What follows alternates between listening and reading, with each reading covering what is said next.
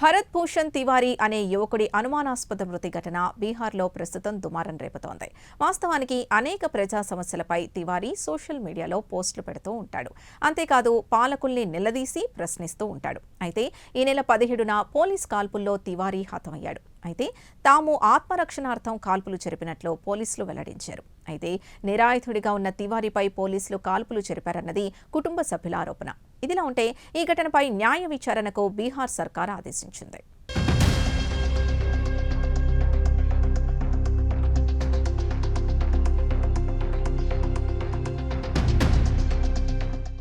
భరత్ భూషణ్ తివారీ 26 సంవత్సరాల యువకుడు. స్వస్థలం భోజ్పూర్ జిల్లాలో బిలౌటీ గ్రామం కాగా తివారీ సోషల్ మీడియాలో క్రియాశీలకంగా ఉండేవాడు. తివారీ ఉండేది నదీ తీర ప్రాంతం. అంతేకాదు ఆయన సొంత గ్రామానికి వరదల భయం కూడా ఉంది. బిలౌటీ గ్రామానికి తరచూ వరదలు వస్తూ ఉంటాయి. వీటన్నింటిపైన సామాజిక మాధ్యమాల ఆధారంగా తివారీ పోరాటం చేసేవాడు. అంతేకాదు వివిధ ప్రజా సమస్యలపై కూడా సోషల్ మీడియాలో ఆయన ఘాటైన పోస్టులు పెట్టేవాడు. పాలకులను నిలదీసేవాడు. స్థూలంగా ఇది భరత్ భూషణ్ తివారీ చరిత్ర.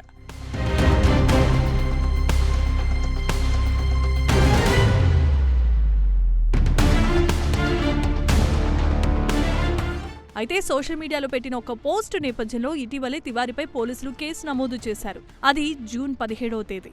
తివారీని అరెస్టు చేయడానికి బిలౌటీ గ్రామానికి వెళ్లగా తమపై కాల్పులకు తెగబడ్డాడని పోలీసులు వెల్లడించారు. దీంతో ఆత్మరక్షణార్థం తాము జరిపిన కాల్పుల్లో తివారీ చనిపోయినట్లుగా పోలీసులు వెల్లడించారు. మొత్తం మీద ఎన్కౌంటర్లో భరత్ భూషణ్ తివారీ చనిపోయినట్లుగా పోలీసులు తేల్చి చెప్పారు.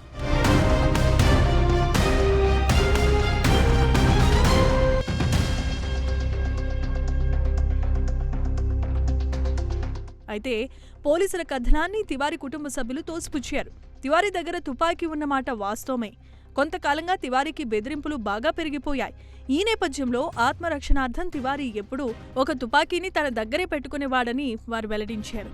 అంతేకాదు పోలీసులను చూడగానే తివారీ లొంగిపోయాడని, అలాగే తుపాకీ కూడా పోలీసులకు ఇచ్చేశాడని అన్నారు. మొత్తం మీద నిరాయుధుడిగా ఉన్న తివారీపై పోలీసులు కాల్పులు జరిపి హతమార్చారన్నది కుటుంబ సభ్యుల ఆరోపణ.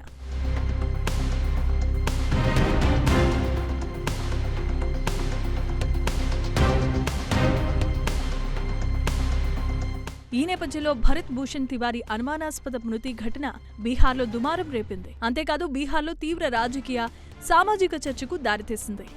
రోజురోజుకు వివాదం తీవ్రతరమవుతూ ఉండటంతో ఈ నేపథ్యంలో తివారీ మృతి ఘటనపై ముఖ్యమంత్రి సామ్రాట్ చౌదరి స్పందించారు. నిజానిజాలు వెలికి తీయడానికి మొత్తం ఘటనపై న్యాయ విచారణకు ఆయన ఆదేశాలు జారీ చేశారు. కాగా రిటైర్డ్ హైకోర్టు న్యాయమూర్తి నేతృత్వంలో ఈ విచారణ కొనసాగుతోంది. అంతేకాదు సదరు న్యాయ విచారణ పూర్తయ్యే వరకు సంబంధిత పోలీస్ స్టేషన్ అధికారితో సహా 4 పోలీసులను ప్రభుత్వం సస్పెండ్ చేసింది.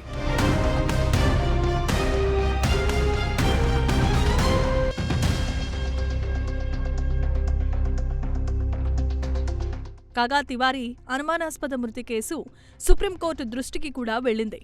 ఈ ఘటన కొంతమంది సుప్రీంకోర్టులో పబ్లిక్ ఇంట్రెస్ట్ లిటిగేషన్ దాఖలు చేశారు.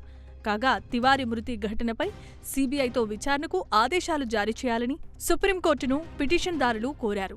అంతేకాదు సదరు ఘటనలో పాల్గొన్న పోలీసులపై ఎఫ్ఐఆర్ నమోదు చేయాలని డిమాండ్ చేశారు.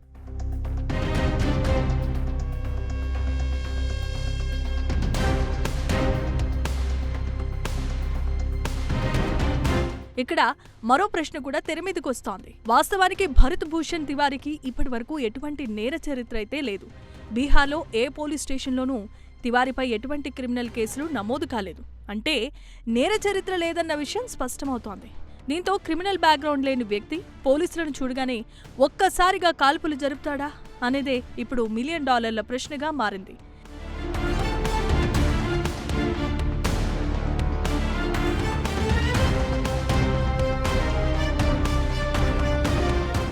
ఇదిలా ఉంటే భరత్ భూషణ్ తివారీ మృతి ఘటనపై నిజానిజాలు తేలాల్సి ఉంది.